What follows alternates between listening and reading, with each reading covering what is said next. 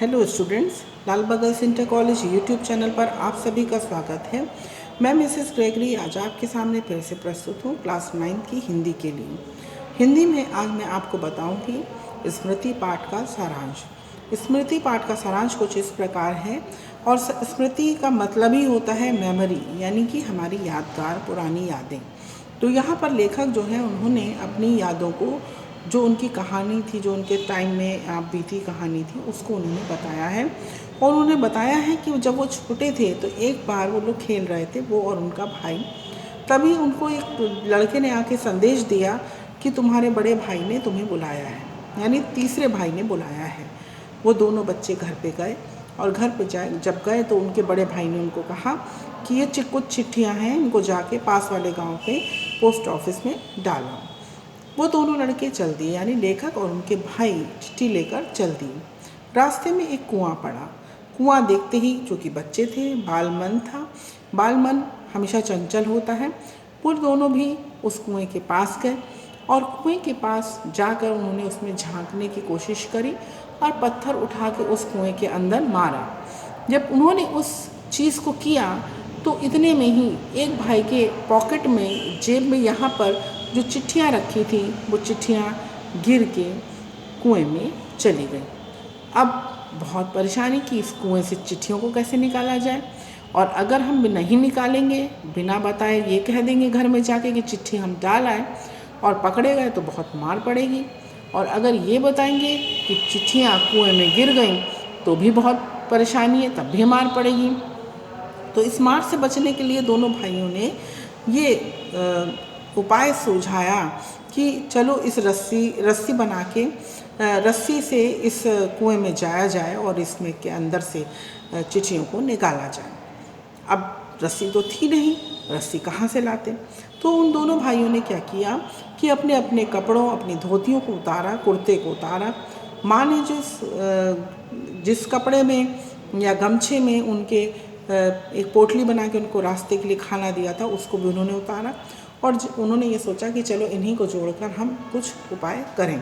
तो उन्होंने उस चीज़ को जोड़ा, और जोड़कर उन्होंने रस्सी बनाई, और रस्सी को बना के छोटे भाई की कमर में उन्होंने उसको बांध दिया। और एक भाई जो था वो कुएं में उतरा। जो डंडा था, एक उनके पास डंडा था, उस डंडे को उन्होंने लिया। लेकिन इससे पहले मैं आपको ये बताना चाहती हूँ कि ये जो कर रहे थे, तो उन्होंने जब कुएं के अंदर झांका था तो उसमें उनको एक सांप की आवाज़ सुनाई पड़ी थी, और उस सांप को मारने के लिए ही बड़ा भाई जो था वो डंडा लेके नीचे उतरा। छोटा भाई रस्सी कमर में बांधे ऊपर ही रहा। अब नीचे जाकर जब लेखक नीचे गए और उन्होंने देखा कि यहाँ तो बहुत बड़ा सांप है, और जैसे ही ये नीचे आए तो वहाँ पर सांप जो था वो भी फन उठा के खड़ा हो गया। अब बहुत डर की बात ये कि सांप से कैसे बचा जाए और चिट्ठी भी आ जाए। तब बहुत ही संघर्ष हुआ। कभी सांप डंडे पे फन को मारता और जहर उगलता, कभी डंडा कहीं और लग जाता, सांप को ना लगता तो सांप और ज़्यादा गुस्से में आ जाता। सांप को ये लग रहा था कि ये मुझे मारने जा रहा है, और इस प्रकार करते करते काफ़ी टाइम हो गया। तो लेखक को एक उपाय सूझा। उन्होंने क्या किया कि उन्होंने कुएं के दीवार की जो कच्ची मिट्टी थी उन्होंने उसको खोदा, और खोद कर एक सांप जिस तरफ था वो जिस तरफ थे, उन्होंने ऑपोजिट साइड में, यानी दूसरी साइड में उस मिट्टी को फेंका। जब उन्होंने दूसरी साइड मिट्टी को फेंका तो सांप जो है उस जगह को छोड़कर फौरन दूसरे साइड में भागा, मारने के लिए फन को अपने उठाए उस ओर चला गया।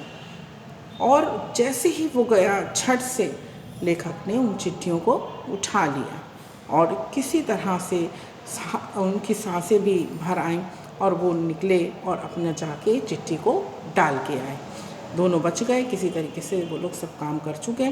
बहुत सालों बाद जब लेखक ने अपनी माँ को ये सब बातें बताईं तो उनकी माँ ने एक छोटे बच्चे की तरह उनको अपने गले से लगा लिया और कहा, बेटा चिट्ठी इतनी ज़रूरी नहीं थी, तुम मुझे बताते तो हम लोग कभी भी तुमको ऐसा करने नहीं देते।